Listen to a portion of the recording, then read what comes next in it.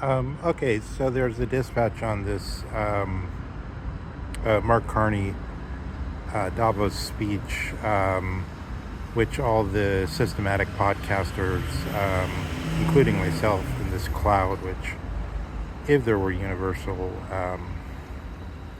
world history in the sense of Hegel, still, there can't be because there's only this one global culture, this universal podcast superculture, which responds and feels this sort of feverishly and yet somehow congenial pull towards all the excitement at Davos. And yeah, so I noticed like suddenly all the podcasts popped up with stuff on this, including Mark Greenewald. Um, uh, this Mark Greenwald, I guess, this German Jewish ethnic um, big guide, sort of big psychopomp of Tucker Carlson and all these types of sort of non-thinking newscasters who claim to be producing the first draft of history, with this grandeur. Um, what he said, I thought, I just had sort of a vague impression of it, but I thought he went too far on the side of saying Carney has now admitted that it was all a fraud, that we never really believed in the so-called, as it recently was, the rules-based order, but all along the so-called Western Alliance and the NATO bloc's laws, which are linked ultimately to the Statement on Universal Human Rights. But no, we always knew that it was sort of unevenly applied depending on who the accused was, and so on and so forth.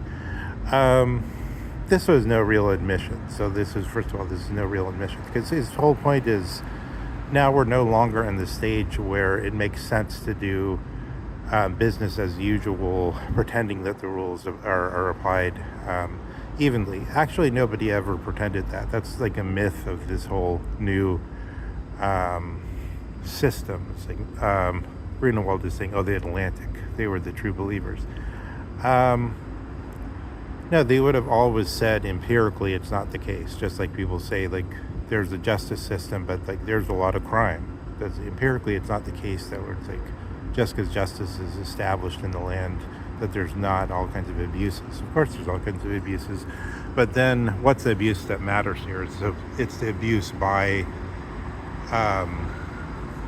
the so-called, to use the obscenity of Weber, the so-called seller of the violence. Okay, the guy selling the violence has sort of put some bad ingredients in the violence.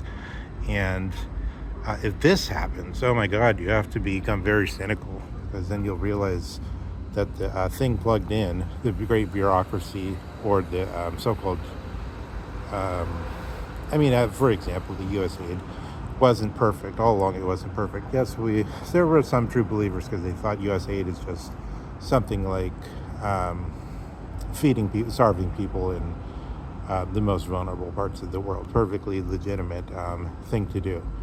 Perfectly sensible thing to do. But they didn't see that U.S. aid, aside from doing good stuff, was also part of one thing that was plugged in altogether, and then it just operates, and it's inseparable from the other parts of that. The other parts of that being things like the Byron Angle stuff, like the same thing that the imbecile sort of conspiracy theory nuts on JFK keeps saying, oh, look at the CIA came out with this document after the hearings on JFK, and they invented the notion of the conspiracy theory in order to discredit us in advance. But actually, so first of all, we know that the word conspiracy theory was popularized in America by Karl Popper in his famous book on the the Soros thing on the open society and its enemies. Um, that was the source of that idea. That's how all the CIA guys got the terminology. And so, like, what they say there is part of the U.S. aid, part of what we do in U.S. aid is we give arguments to people. Like, people ask us, did you assassinate your own president? Are you a guerrilla republic? And then what the document says is we should try to get some plausible answers to these questions, which certainly will be asked, and it will be definitely better for American interest if we had answers to them.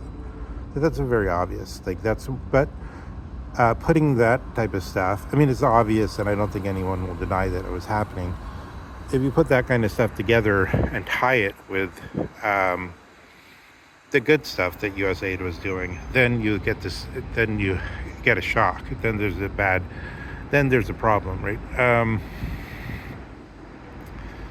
That's all Carney was saying. He's saying, like, we always knew it was an imperfect system because the world is imperfect. But now he's saying there's this other case. There's these two other cases. There's the case where it's not just that it's imperfect, but it's actually being systematically misapplied against you. You, Canada, now, like, America's threatening to. I think Steve Bannon was mentioning, like, there was this old land dispute between Alaska and Canada. Okay, you could push something like that, and then you set up your own court, and then you say, yeah, we found on our side. There's this shadow fleet circling around them or something, but so-called Canadian military. But they would just say, this is illegitimate. The court has ruled that this is our land, and now we're gonna, take this proportion of what Canada was falsely consigning to itself. That's plausible. So Canada's now saying, like, it's no longer this Yavel Havel situation, this Czech situation where, if you kind of go along with put the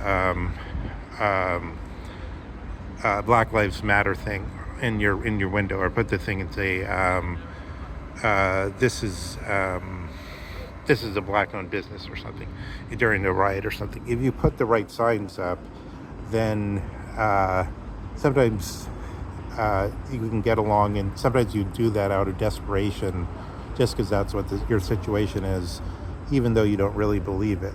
But what Havel is saying is, what Carney is saying is, we're kind of in we're kind of in the Havel situation now, because we don't really believe that just going along is at all a sensible thing, just as having law within a country is usually considered to be a flawed but sensible thing. But he's saying now we don't know that we're, like, any better than this guy in the Havel situation, that we're just LARPing or whatever to get along. But he's saying we're in that situation, but we have this choice to team up with the other mid-range countries and to remain strong with NATO and to do this and this and this. Yeah, America is shown a different face. So it's like a Borgia and a Machiavelli, or whatever, Leonardo da Vinci, walk into a bar or something, and then all of a sudden you're in this liberal situation where it's like it's okay to be this so-called Renaissance situation, as it was later called and made famous by Nietzsche's older colleague, who was nonetheless somewhat moved and in a way became the student of Nietzsche, Jakob Burckhardt, has made this term famous, the Renaissance.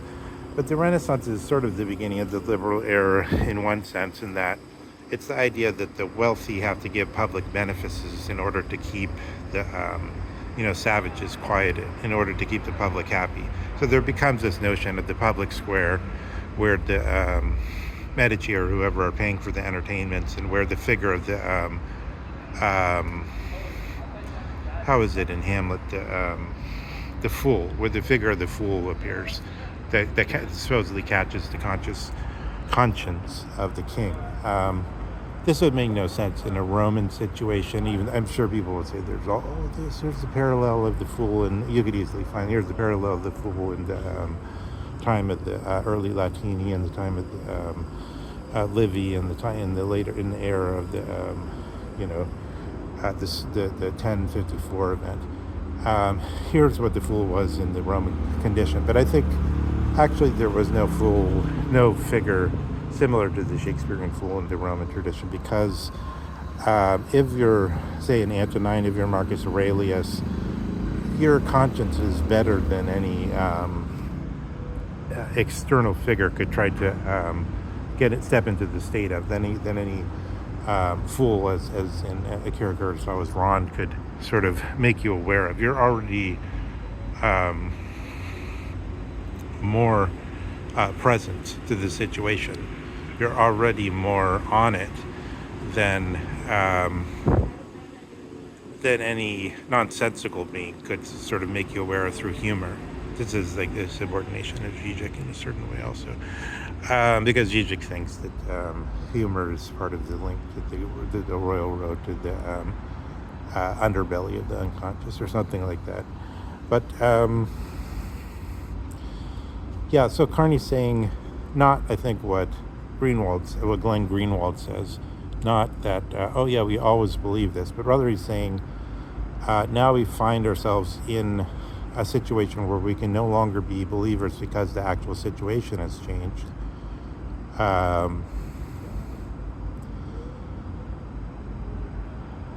So it's not a political change, it's a recognition of a new set of empirical facts, including the hypothetical that I just gave about Alaska and Canada getting into a fight over the territory, which now becomes plausible with Trump. Knowing that Trump wants to increase the gross realm, but the Americans, in order to, so you could say sort of like Trump made America greater in territorial size or something. That's the way a Hercules type is like. They have their finger in every pot, and also they're sort of like the most famous one, alongside with Odysseus and to a lesser extent, I suppose, Theseus. This idea that some of the Greek figures, I mean, they didn't live in the same generation, and that's very interesting that the Iliad and Odyssey are unable to think the relation of Hercules or Heracles to Agamemnon and Achilles and Odysseus. Agamemnon, Achilles, Odysseus is all in the same generation, but not Hercules, not Theseus. This is an older generation. It's interesting that the poem does not, or the song does not think that relationship directly, as it does with the others, and brings out certain repeated patterns that we're seeing again and again. And then, so there's three different options there. There's one, you're part of something. So I think Leo Strauss gives a nice example of this sort of the problem by, let's just call it a complex metaphor, transfer of meaning. The example of, so people know about him in connection to the University of Chicago, but he was in New York most of the time at the New School for the better part of 11 years. I think from 1938 onward. And he gives us an example where he says there's a Christian Science reading room, and some Jews started going there, like in Manhattan. And at first they were very happy. There's a lot of discussion on metaphysics. There's a lot of learned discussion. People had a good time. They ate well. Then some more Jews started attending. They started bringing some snacks and stuff. They like to eat. They like something like a German coffee klatsch. And this happened. This went on. And then at some point, the Christian Science reading room hosts and the people that worked there came forward and said, this is all very nice, but we're going to have to ask you to leave. And they were asked to leave. So I think that covers so much. It covers the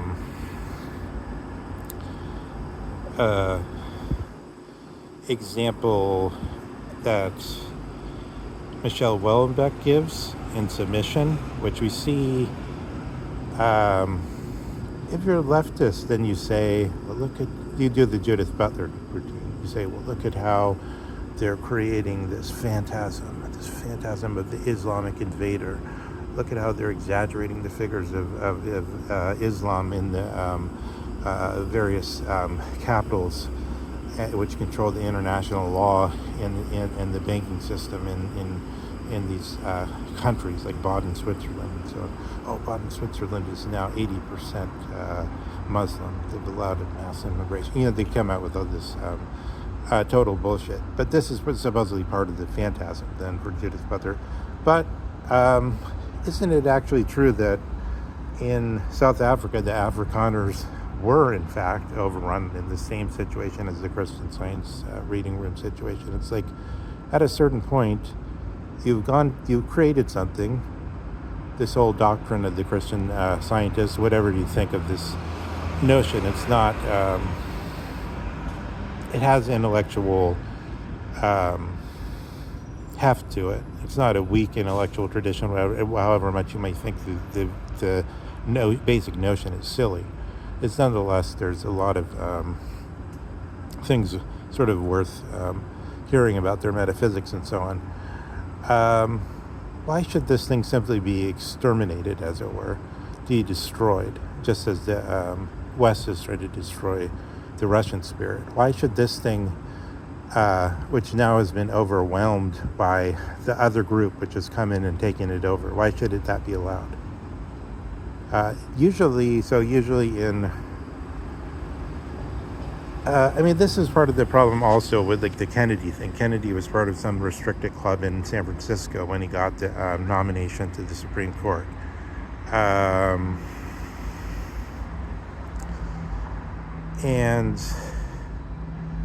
Why couldn't there be some kind of restricted club? And why couldn't there be the housing covenants? The housing covenants sort of is covered by something like a public accommodations in a way. It's at least it seems sort of similar. People need a place to live, therefore there can't be housing covenant. There can't be this right of free association on the point of view from the point of selling homes. But you see how strong that shows that the free market theory is false, because people. It's false if it's meant to be a liberal notion. It's false if it's meant to be that the most efficient outcomes will be liberal outcomes. Often, what people want to buy isn't the liberal result. It's the other result. It's the housing covenant result. That's what they were actually buying. It had to be broken down by law. So the market isn't. It creates what it creates, right? It's not clear that it's really in favor of the Fukuyama thing that Fukuyama was selling in Ukraine right before the war broke out. The Fukuyama liberal democracy as accompanied by the efficient market theory or something like that. Now, on the other hand, I think that's another angle that's interesting, is this sort of Yoda version of Fukuyama, because he's saying, now listen, Carney, this is the situation. You actually need to resist. So Fukuyama's latest video, that's exactly what he said. And then Carney made the speech. He said, you have to actually resist on these things. That's all that Trump will understand. And so then this shows itself as an option beside from the other options mentioned, which is the remains of the NATO bloc and these countries, these so-called mid-range countries, can put up a resistance. So I guess that's one way to say what he was getting at is really the Fukuyama strategy. But again, Greenwald's statement is unthought through, because if it was true what he's saying, then even though we all know there's something Kafkaian in the world, as it were, something strange, nonetheless, generally we act like the world is as it is, that there's laws,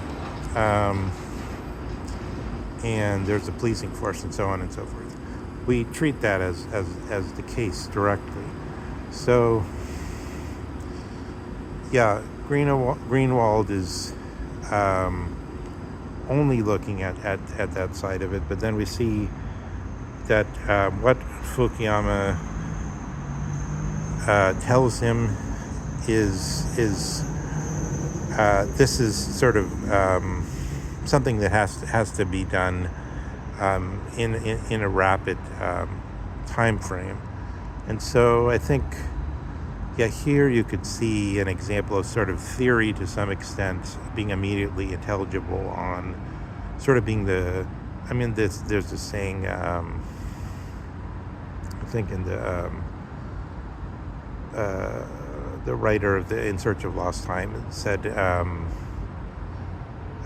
it's quoted by Unger, by the Harvard theorist Unger, the friends are those at the same level of confusion. Sort of like Fukuyama talks at the level of the confusion of the politicians, and he's theorized at the level of the politicians, and then he said, look, here's what theory now says you ought to be doing when you have this sort of these claws clawing at grandeur and trying to increase the size of the greater American North America. Greater American North America. Under Trump, it became Greater American North America, more than doubled in size, and so on. Yes, so, yes, seen in this immediate angst, sort of this and grasping at this hope, as it were, for to get out of it, then yeah, you could see Carney's sense. But again, I want to say, yeah, where Greenwald is sort of thoughtless is he's not asking, like, but what's the alternative to this? I mean, he can bring up Chomsky, but he sort of doesn't think through that, does this mean that there's if law simply doesn't exist, then you need a radical sort of alternative. If the Kafkaian situation is true, then it's sort of like you are always so disoriented and all your thinking is disoriented. I think here there's there's a situation where it's not actually Nietzschean, though. It doesn't actually reach this level of nihilism. And it's simply because what Carney is saying is, yeah, I'm the Christian Science reading room. I really exist. I really built these things. But then he's saying there's a situation where that gets shaken up. You're uncomfortable. There's a lot of people coming into the talks, and you think they're kind of taking over a little bit, but you're willing to go along with it. You don't really believe in the meetings anymore, but you're willing to go along with something like that. He's showing these different steps and things that he says that he still thinks that the basic Christian Science reading room situation is real. He just saying it's broken down. And moreover, again, he's not saying that it was never believed in as a basic real structure. He's just saying there's always some problems and so on. So, yeah, I think that's my take back from this recent Davos dispatch.